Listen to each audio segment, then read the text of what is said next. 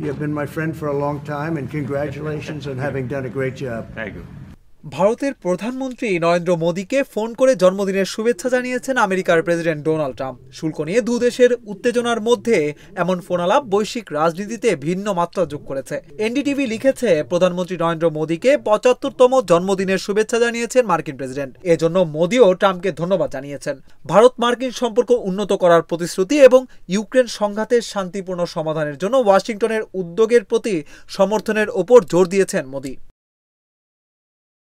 এক্সে এক পোস্টে ট্রাম্পকে উদ্দেশ্য করে মোদী বলেন, আপনার মতো আমিও ভারত মার্কিন সম্পর্ক উন্নত করতে ও বৈশ্বিক অংশীদারত্বকে নতুন উচ্চতায় নিয়ে যাওয়ার জন্য সম্পূর্ণরূপে প্রতিশ্রুতিবদ্ধ।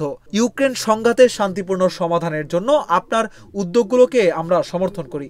জবাবে ট্রাম্প ট্রুথ সোশ্যাল পোস্টে লিখেছেন, প্রধানমন্ত্রী মোদীর সঙ্গে তার চমৎকার ফোনালাপ হয়েছে।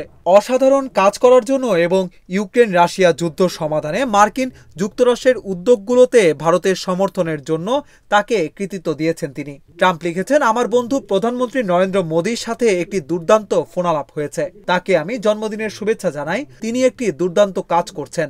নরেন্দ্র, রাশিয়া এবং ইউক্রেনের মধ্যে যুদ্ধের অবসানে আপনার সমর্থনের জন্য আপনাকে ধন্যবাদ। বেশ কিছুদিন ধরে শুল্ক আরোপ নিয়ে আমেরিকার সঙ্গে ভারতের সম্পর্কে টানাপোড়েন চলছে। আমেরিকা ভারতের ওপর আমদানিতে ৫০% শুল্ক আরোপ করেছে।